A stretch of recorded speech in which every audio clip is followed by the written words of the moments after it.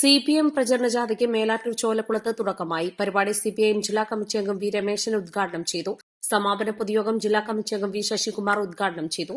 BJP നയിക്കുന്ന കേന്ദ്ര സർക്കാർ കേരളത്തിനോട് കാണിക്കുന്ന അവഗണനയ്ക്കെതിരെ ഫെബ്രുവരി 25-ന് മലപ്പുറം ജിഎസ്ടി ഓഫീസ് ഉപരോധത്തിന്റെ പ്രചരണാർത്ഥം സിപിഐഎം പെരിന്തൽമണ്ണ ഏരിയ കമ്മിറ്റിയുടെ നേതൃത്വത്തിൽ ഏരിയ സെക്രട്ടറി ഇ രാജേഷ് ക്യാപ്റ്റനും എ നസീറ വൈസ് ക്യാപ്റ്റനും പി ഗോവിന്ദപ്രസാദ് മാനേജറുമായ 5 ദിവസം നീണ്ടുനിൽക്കുന്ന പ്രചരണ ജാഥയ്ക്കാണ് മേലാറ്റൂരിലെ ചോലക്കുളത്ത് തുടക്കമായത്.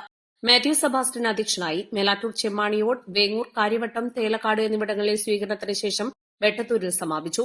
വിവിധ സ്വീകരണ കേന്ദ്രങ്ങളിൽ ജാഥ captain E Rajesh, P Govindaprasad, C H Ashiq, V P Hanifa, U Ajayan, M K Sreedharan, K P Aneesh, T K Sulfiqar Ali, E Shijil, M Shahid Sreeraj, V K Rauf, V Hanifa എന്നിവർ സ്വീകരണ കേന്ദ്രങ്ങളിൽ സംസാരിച്ചു.